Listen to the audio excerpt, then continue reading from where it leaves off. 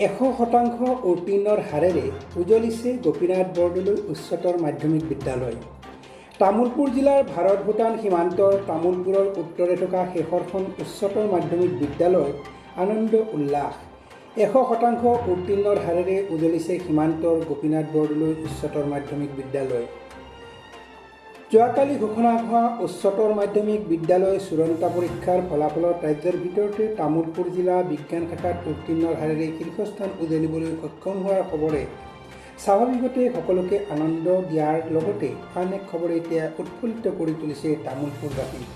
কিয়নো তামুলপুৰ জিলাৰ উত্তৰে ভাৰত ভূটান সীমান্তৰ চৰকাৰী শিক্ষানুষ্ঠান গোপীনাথ বৰদলৈ উচ্চতৰ মাধ্যমিক বিদ্যালয়ত 100% উত্তীৰ্ণই স্বাভাৱিকতে অঞ্চলবাসীক কঢ়িয়াই আনিছে গৌৰৱ।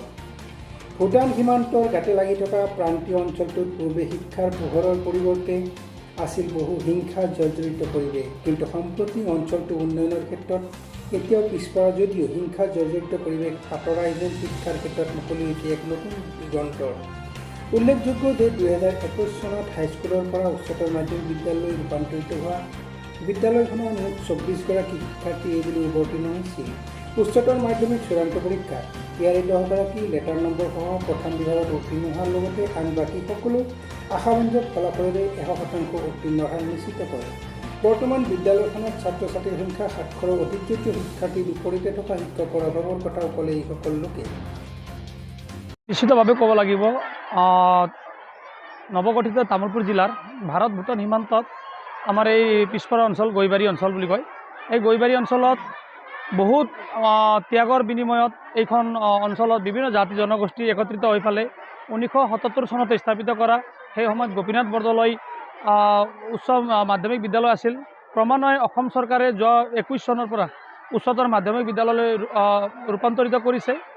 সেই হিচাপে যোৱাবেলি আৰু এই বছৰ হায়াৰ ছেকেণ্ডেৰী ৰিজাল্টটো খুবেই ভাল, 100% আমি পাবলৈ সক্ষম হৈছোঁ আৰু মেট্ৰিকতো ৰিজাল্ট খুবেই ভাল হৈছে।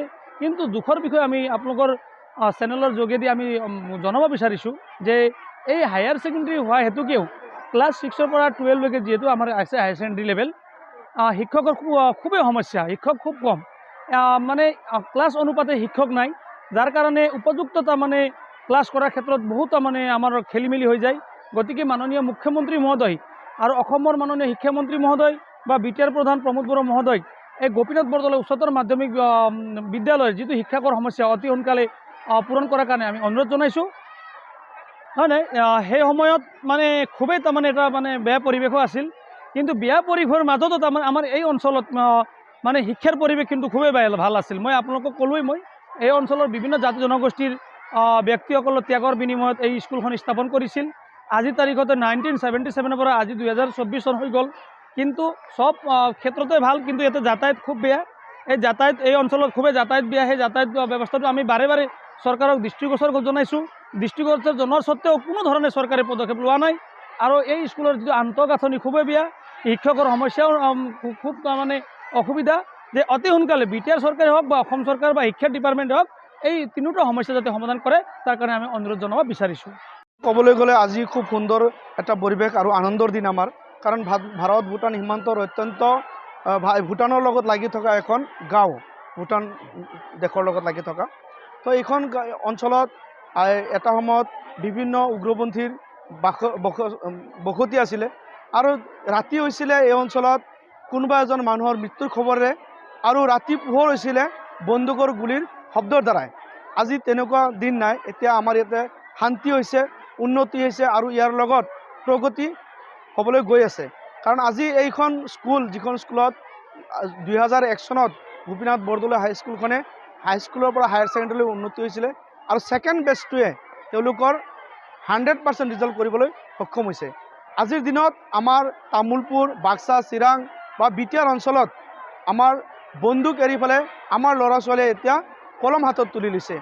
আৰু কলম হাতত তুলি লোৱাৰ লগে লগে আজি অসমৰ বিভিন্ন জিলাৰ লগত, উন্নত জিলাৰ লগত আমাৰ এই অঞ্চলৰ ছাত্ৰ ছাত্ৰী ফেৰ মাৰিবলৈ সক্ষম হৈছে।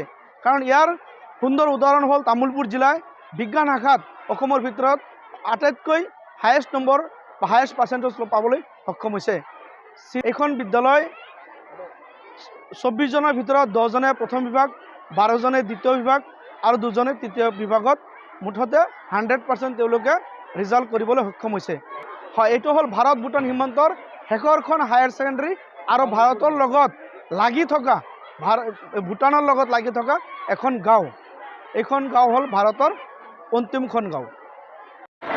তাৰমানে এইবছৰ আমাৰ 24জন ল'ৰা ছোৱালী আছিলে।